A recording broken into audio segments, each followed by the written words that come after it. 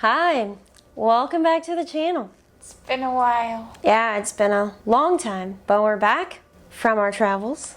We don't even recognize you anymore. No. No. But yeah, we just hit 2K, so that's awesome. And we have a new exciting video for you guys.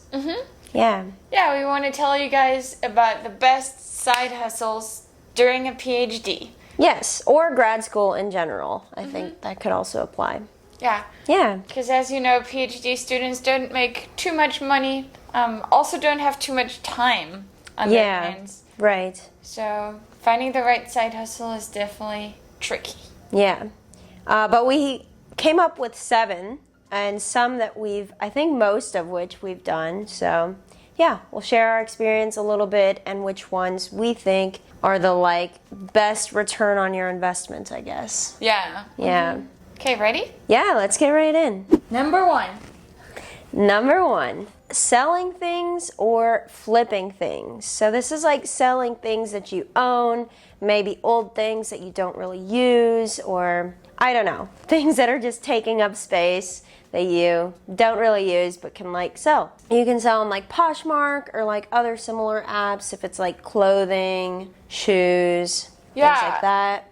We've definitely used Poshmark a lot and Facebook Marketplace a lot. Yeah, Facebook Marketplace is better for general things like surfboard. Yeah, Poshmark won't accept random things. They really only take brand clothes. Yeah. And if you don't wear brands, that's also difficult. So True. yeah, I sold most of my clothes on Facebook Marketplace actually. Yeah. And Poshmark takes some of your earnings. Yeah, So that's also true. better. But then again, Facebook Marketplace can be a little bit sketchy. You never know who you're gonna. Yeah, would not recommend selling knives on Facebook Marketplace. That was the sketchiest thing. Yeah. Yeah, but other than that, it's been pretty good, especially when we're moving and stuff. Right. And you can also sell old books or even textbooks. You can I don't know, just look online and sometimes you can get pretty good money back for books. Yeah, for sure. Yeah, that's something that I used to do. Nice. Yeah. I tried eBay once, and I didn't like it at all because you have to pay $5 or something per piece. I don't know. There were huge fees with it associated with it. And if you have something that you know people are gonna definitely bid on, that's fine. But Yeah. if it's just something random small items, Yeah. not as good. It's probably better for more expensive things or cameras. Yeah. Things like that. But selling things is definitely a good thing. And then you can also go onto those websites and get things pretty cheaply. Yeah. Make him look a little bit nicer. Honestly, just take a nicer flipping picture. things. Yeah. And sell them again. That's really nice on Facebook Marketplace because a lot of the times they're selling things for free or pretty cheap. Yeah. So yeah, we've known a few people that have flipped things, and honestly, yeah, you can make good money. But again, it takes a little bit of time because you're taking all of these nice pictures. The nicer the pictures, the more likely you're gonna sell this thing. You're meeting up with the people or messaging back and forth. Yeah, honestly, doing the messaging post. is the worst. Yeah, it takes some time, and usually, depending on what you're selling, it's not too much money. But if you need a little bit extra, on any given month, Yeah. it's pretty good. Yeah. Number 2. Number 2. Yeah, something I've done a lot, and you too, actually. Yeah. Is tutoring. You probably already know about this if you're a PhD or grad student. I feel like you've been a tutor before. Yeah. But once you're in grad school, you can start charging a lot of money. Yeah. Once you have a bachelor's or a master's in something, yeah, your rates can go much higher. So yeah, so this is at least, compared to selling things, this is at least steady income because you're going to be doing it every week. If you have 2 or 3 clients even, yeah, that's going to be quite a bit of money that you always have. Yeah. And I think this one is pretty nice because it's consistent income, but also tutoring kind of looks good as a student, so. Exactly. It's something you can put on your CV. Exactly. And then you can do it either through, you know, just asking around, seeing if anyone needs a tutor. People sometimes ask at universities, like in departments, whether they have any students that could tutor. You can also go on an app. Yeah, I went through Varsity Tutors, actually. So, website, but there's like similar things, I think. Yeah. And that's nice if you're struggling to find clients. Yeah. Exactly. But if you're on a school, flyers and stuff work. Yeah. So second, pretty good. Yeah, not too bad. Pretty good side hustle. Number 3 kind of goes along with the last one pretty nicely, but it is lecturing. So this can be, I think, at like community college or university level. I think you can also even be a substitute teacher if you want. I know that probably requires more of your time. Yeah, so I think for the lecturing, that's really pretty easy. You just apply to go into the lecturer pool of that department. And then I think if they need you, they ask you to cover a semester. Yeah. For substitute teaching at schools, you mean, right? Yeah, at schools. I think depending on what kind of school it is, if it's a public school, you definitely need a substitute teacher license. Yeah, the process is much more involved. Yeah. So usually you have to do some kind of training, unless you're already a teacher. Yeah. Which most people aren't. But yeah, lecturing, I feel like this can be better money than tutoring. But maybe a little bit more of your time, I don't know. Or maybe a little bit more preparation involved for lecturing. Right. Because it's for a lot of students versus just one. But could look really good on your CV. I think it would look better than tutoring. For sure. And good to think about if you need like teaching experience for whatever you decide to do post PhD. Yeah, exactly. And even if you want to be a researcher, I think having had a lecturer position is not bad at all. You also gain more knowledge in a field because it's probably not exactly the field that you do your research in. Yeah, right. I think that's a great option. Maybe a little bit more work in like the application process and stuff. Oh yeah. Yeah. Well, our fourth side hustle actually is very different. Yes, very different than these, but pet sitting. And I think this is really our favorite one. This is our number one. Yeah, this is our number one. Best like return on investment for the amount of like time and energy that you're putting into it. Yeah, really our favorite one. But pet sitting, you can do it by like word of mouth. If you need help finding clients, you can go through Rover and apps like Wag. I don't know if they're both available, like depending on where you are. But yeah, Rover and those apps are going to take like a percentage, I think like 20% of your earnings. Yeah, they do take 20% of your earning, but they do connect you to many clients. When we started out, we like received people asking us to do pet sitting like the first weekend. Yeah, constantly. And this can, like, we started with dog walking. You can do like doggy daycare where they come over to your place and you like host the dogs and stuff, or going to the people's place. But we quickly found out that the best options are like the house sittings or the doggy daycare. I think you're going to make the most money that way. It depends on if you have a place where pets are allowed or not, and if it's big enough for a pet to be there. Yeah. But yeah, people tend to trust PhD students or probably grad students. Yeah, it makes you look a little bit more trustworthy and reliable, I think. Responsible. Yeah. So it's a very good option, especially because you get to, like, while house sitting, while pet sitting, usually you can do your own work. You can do your PhD work. You have to be attentive for, you know, the pets that you're looking for or looking after, but most of the time you can still have your laptop open, take it with you. And yeah, exactly. It's not going to like a tutoring or lecturing thing where it just takes up all of your time and you can't work on your other things. Like maybe you have to take the dogs for a walk, feed them, give them meds and stuff, but it's very flexible. You can kind of set your own schedule, and I think it works very well with like PhD schedules too. yeah. And then kind of like building off of this, I guess, if dogs really aren't your thing, there's probably people just looking for house sitters in general. So that could be an option. Or babysitting. a lot of people Need babysitting. a lot of people do babysitting as a side hustle. I've never done it, but I would imagine it pays better than house sitting or like dog sitting because it's a baby. I don't know, because it depends. Sometimes babysitting is like Oh, it's also like 7-year-olds or something like yeah, and it's probably not for like weeks on end. that. Yeah. Yeah. Yeah. No, that's true. But yeah, you should look into it, especially if you have experience. Mhm. But even if you don't have experience, we didn't have real experience. No. with pet sitting. But yeah, you start with a few small jobs, get good reviews, and then you can keep doing more, keep raising your rates. The longer you've done it, the more money you can ask for your time. And yeah, this is our favorite. What I think is really good about dog sitting is that you can accept one job and then it takes however long it takes, and then you're free to do whatever you like, and you can accept another one at any other time. So it's really flexible. More flexible and like less consistent than tutoring and lecturing. Like that, you're gonna be expected to be available like weekly or bi-weekly or like daily.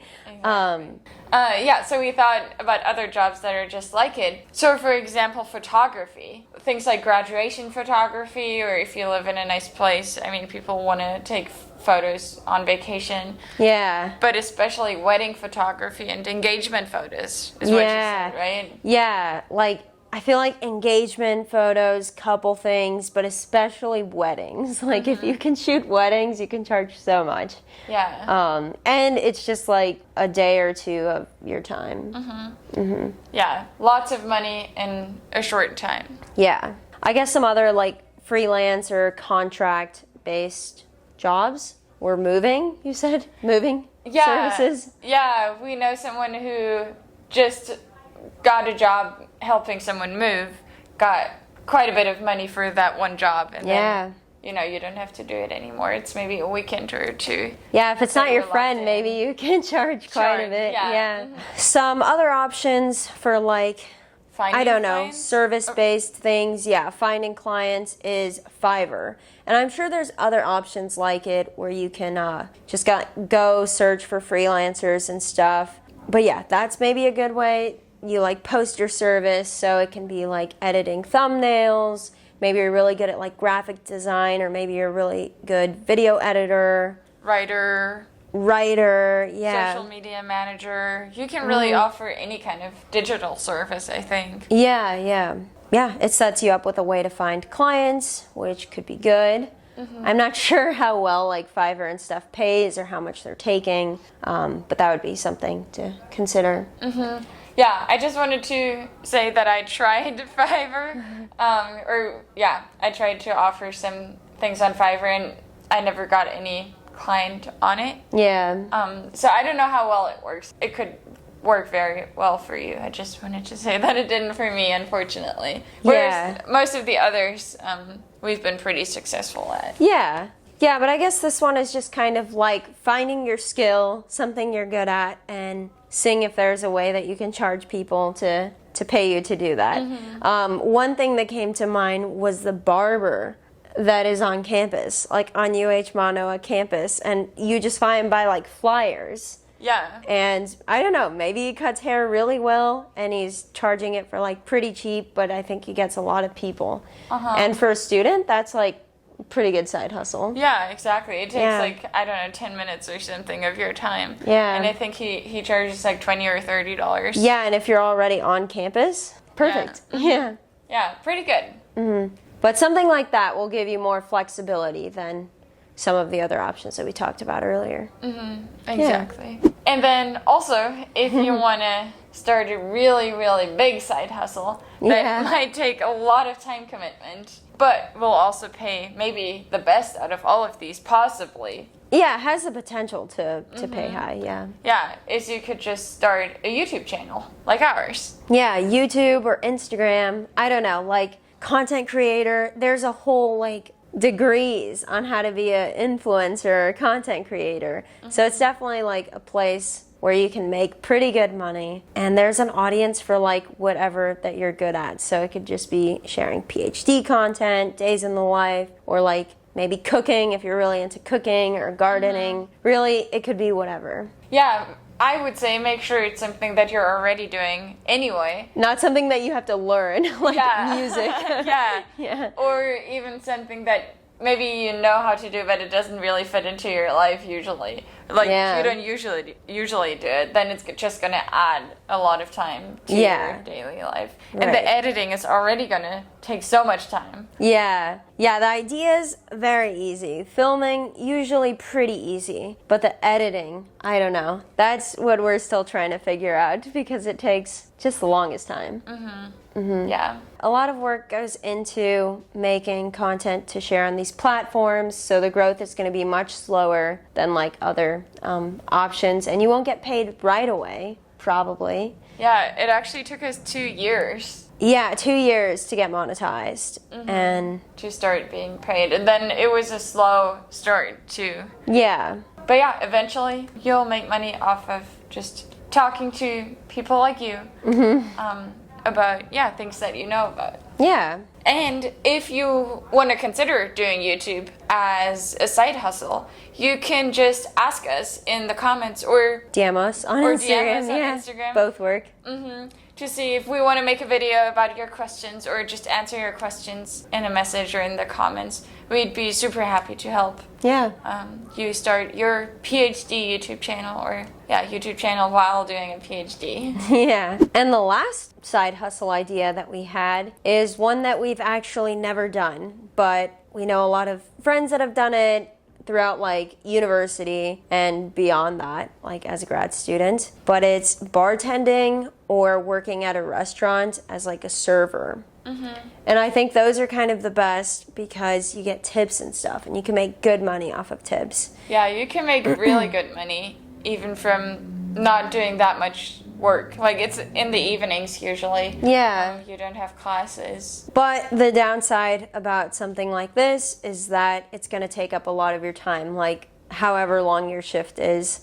You can't also be doing your PhD work at the exact same time. So this one's a little bit less ideal. Like, if you need the money, by all means, could be a really good option. At least you know it's going to be like steady. Unlike YouTube, like you'll be going into work, get paid after. That's pretty nice.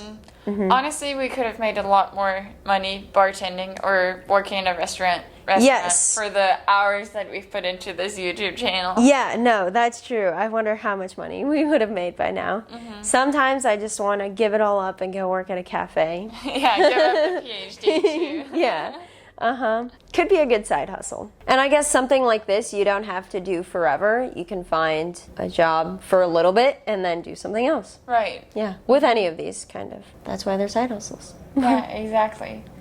Maybe one thing we should mention that is really important for being a PhD student, you're usually in a contract with your university, right? Right. Especially as an international student, you have to be very careful. But I think even in general, you always have to be careful that the jobs you're doing do not violate whatever is in your PhD contract. Yeah, that's true. Yeah, you're already working with the university. You need to make sure that whatever you're doing is allowed. Yeah, probably also with your advisor. Like, if you need the money, they shouldn't have any problem with you, like, I don't know, finding another job to kind of supplement your income. But I think probably running by the idea with your advisor, especially if it's going to take up a lot of your time, like a second job like bartending and stuff, or lecturing, it's probably good to like bring it up with them or like bring it to their attention at least.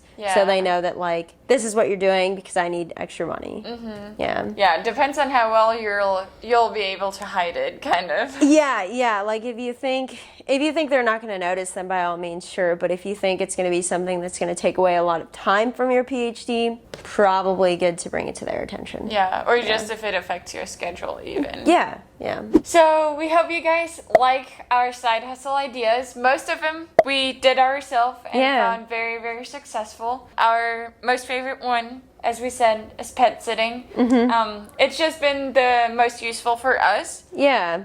And we think the best side hustle in general for a PhD student would obviously be one where you can do your PhD work while doing that work too, while doing your side hustle too. Yeah. So things like house sitting. It would also be good if it's flexible. So the more flexible, the better. If it looks good on your CV. Yeah, if you're gonna get paid to do things that you like need experience doing anyway. Like teaching, that's perfect. Exactly. Or if it's just like some skill that you want to get better at in general, right? Like maybe YouTube, you want to work at public speaking about your research, whatever it is. Or yeah, like maybe I keep going back to cooking, but maybe you just really love cooking and like that's a way that allows you to be creative, do your cooking stuff, like a little outlet, but maybe you can also monetize it. Yeah. Yeah. Yeah, so try to be creative with the job you're going for. And honestly, you can try out as many as you like and then just see what works best for you. Yeah. Yeah. Yeah, heck yeah. Good luck with your side hustle search. Let us know if you guys have any of your favorite side hustles or do any sort of side hustle thing maybe that we don't know about. Yeah, that'd be good. So share them in the comments. We'd love to hear how it's going too. If you're starting a side hustle because of this video, come back in a year and let us know how it tell us, went. Yeah. All right. Okay. It was good to see you again. Yeah, it's nice doing another sit-down video. It's been a while. Yeah, we'll see you in the next one. See you in the next one. I always wanted to be a skydiving instructor, surf instructor, because then I can do cool things and get paid to do it. Yeah, that's good. Surfing would be good, but... Yeah, you don't know how to skydive. Not yet.